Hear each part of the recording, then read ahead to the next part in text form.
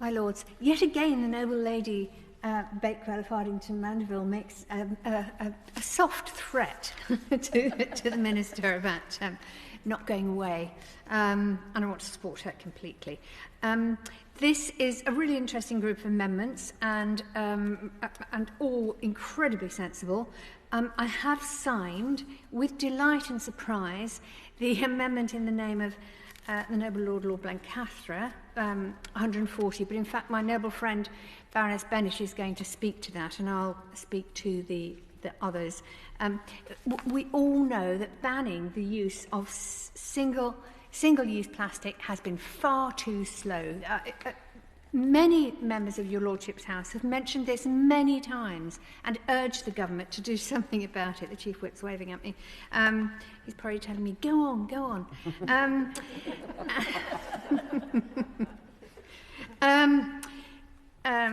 I'm sorry, that's put me out. And we do actually, we've got to reduce the absurd amount of plastic that we're still churning out every single day when we know the danger that it promises.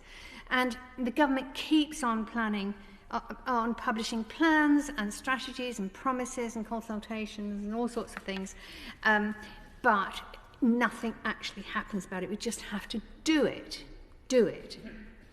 I spoke previously about how plastic, and in particular microplastics, will in future be seen in a similar light as asbestos, a substance with miraculous properties, but also such a huge danger to its health that it's phased out almost totally from general use, and that's how I would like to see the future of plastic. The government and Parliament have vital roles in the transition away from mass plastic. Industry, PR and lobbyists will bleat on about industry-led transition, but this is just greenwashing most of the time.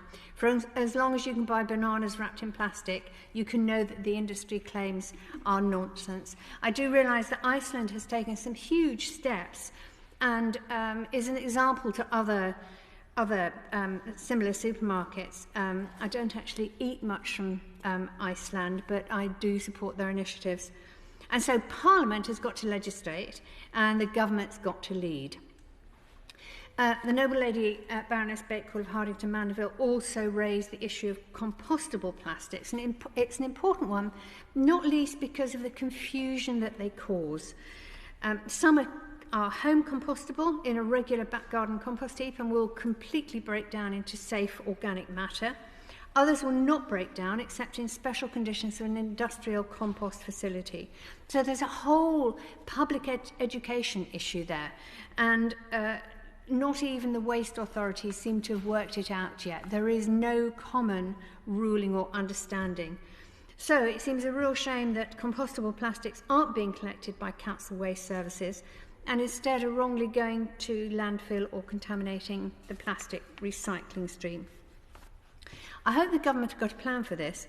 It's one of the many issues where central government absolutely has to get a grip on local authority recycling services and set basic minimum standards across the country. This is something many of us have been asking for a long time, and it's time the government listened.